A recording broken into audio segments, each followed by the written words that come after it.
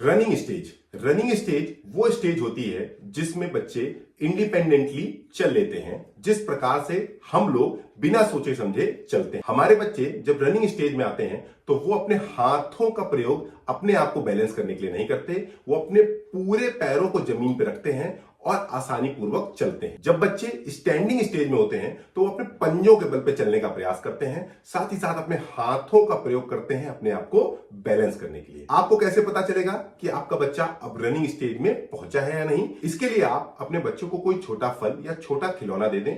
अगर वो उसे लेके आराम से चल ले रहा है, इसका अर्थ है कि उसे अब अपने हाथों का प्रयोग करके अपने आप को बैलेंस नहीं करना। साथ ही साथ आप देखेंगे इंडिपेंडेंट वॉकिंग स्टेज में बच्चा अपने आप पैरों को एकदम सिंक्रोनाइजेशन में चलाएगा, जिस तरीके से हम लोगों के पैर चलते हैं। जबकि स्टैंडिंग स्टेज में एक पैर ऐसे पड़ता है तो एक पैर ऐसे पड़ता है। रनिंग स्टेज हमारे बच्चों के लिए बहुत महत्वपूर्ण है। इस स्टेज में आने पे जब बच्चे को उसकी ओरिजिनल रनिंग स्पीड का पता चलता है, अर्थात कि वो कितनी तेज दौड़ सकता है, तो फ्यूचर में उसका रनिंग और एक्सरसाइज के प्रति लगाव बना रहता है। आपने देखा होगा कि सामान्यतः क्लास 1, 2, 3, 4, 5, 6 सभी क्लासों में जो बच्चा क्लास 1 में फर्स्ट आता है रनिंग में, वही बच्चा सामान्यतः इन आगे आने वाली क्लासों में भी फर्स्ट या सेकंड पोजीशन में ही रहता है। ऐसा इसलिए है क्योंकि बचपन से ही उसने अपनी स्पीड को डिस्कवर कर लिया है, जबकि हमारे बच्चे अभी अपनी स्पीड को डिस्कवर नहीं कर पाए होते हैं। टिप नंबर 1 है, चूंकि हमारी एक्टिविटी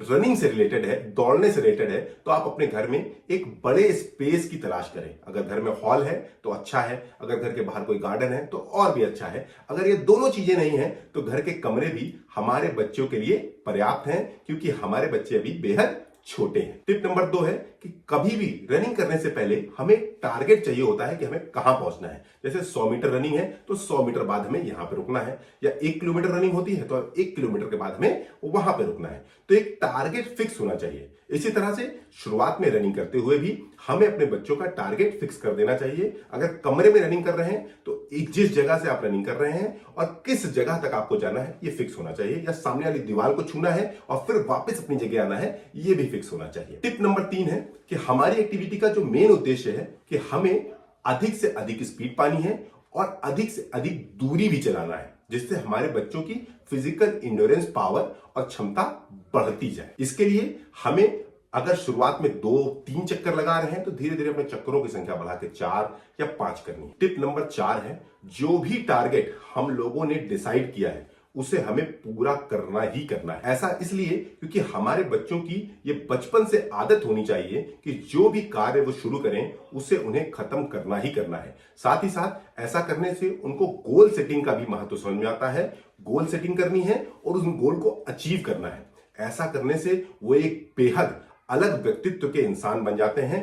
जो भी व्यक्ति अपने जीवन में कोई गोल सेट करता है और उसे अचीव करने का पूरा प्रयास करता है और उसे अचीव करने के लिए सब कुछ झोंकने के लिए तैयार रहता है, उसको जीवन में तरक्की से कोई रोक नहीं सकता। ये हमारी आज की इस एक्टिविटी से बच्चे शिक्षा लेंगे। कई बार बच्चे बेहद थक जाते हैं और अपना जो उन्होंने सामने अपनी दीवार पर गोल सेट किया है उसे पूरा नहीं कर पा रहे होते, तब भी आप उन्हें उठा के उस दीवार तक ले जाके टैप कराएं और बोले कंप्लीट। जितनी बार भी आप चक्कर लगाएं, अपने बच्चों को इस गोल सेटिंग के महत्व को जरूर समझाएं और पूरा भी करें। टिप नंबर 5 है कि बच्चे कई बार रनिंग में गिर जाते हैं, इसलिए रनिंग में गिरने को एक बहुत बड़ा इश्यू ना बनाएं।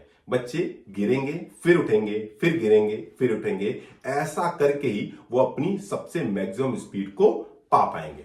जब भी हम गिर जाने को एक बड़ा इशू बनाते हैं और उनको जाके झाड़ने और पोंछने लगते हैं तो उनको लगता है कि मुझे ज्यादा चोट लग गई है और वो रोने भी लगते हैं। अगर बच्चा ज्यादा जोर से नहीं गिरा है तो उसको ज्यादा ध्यान न दें, वो स्वयं ही खड़ा होगा और उठ जाएगा और फिर से अपने टारगेट को कंप्लीट करने में जुट जाए। लेकिन अगर फिर भी आपको लगता है कि बच्चे को चोट लग गई है तो फिर आप उसे जाके असिस्ट करें, उसका ख्याल रखें, उसे जो भी जरूरत हो उसे पूरी करें। टिप नंबर 6 है कि धीरे धीरे टारगेट को बढ़ाते जाएं और बच्चों की सेल्फ इंड्योरेंस पावर और डिटर्मिनेशन पावर को भी बढ़ाते जाएं। जैसे जैसे बच्चों की ताकत बढ़ेगी, जैसे जैसे बच्चे इस एक्टिविटी को करेंगे, वो पहले अगर 4 चक्कर लगाते तो वो 5 लगाएंगे, फिर 6 लगाएंगे, फिर 7 लगाएंगे, फिर 10 भी लगा लेंगे। इसीलिए हमें हमारे मुख्य गोल को याद रखना है कि हमारा गोल है तेज रनिंग करानी है, ज्यादा से ज्यादा रनिंग। और ये आखिरी और फाइनल टिप है कि बच्चे कई बार जिद करते हैं कि वो स्वयं से रनिंग करना चाहते हैं और आपके हाथ को छुड़ा के रनिंग करना चाहते हैं, तो ऐसा उन्हें करने दें और उन्हें मोटिवेट करें कि वो और तेज रन करें और तेज रन करें। ऐसा करने से भी बच्चों के अंदर सेल्फ कॉन्फिडेंस बढ़ता है और वो खुद से रनिंग के प्रति उनके अंदर जुड़ाव बढ़ता जाता है। मेरी सभी पेरेंट्स से रिक्वेस्ट है, बच्चे जब खुद से रनिंग कर रहे हो तो उसका वीडियो जरूर से जरूर बनाएं और हमारी कम्युनिटी में पोस्ट करें। हम इन वीडियोस को देखना चाहते हैं और इन वीडियोस को देखना हम बहुत पसंद करते हैं, इसलिए please do post in the community. मैं आपसे मिलूंगा अगले सेशन में। Till then take care, stay healthy, be happy and keep smiling.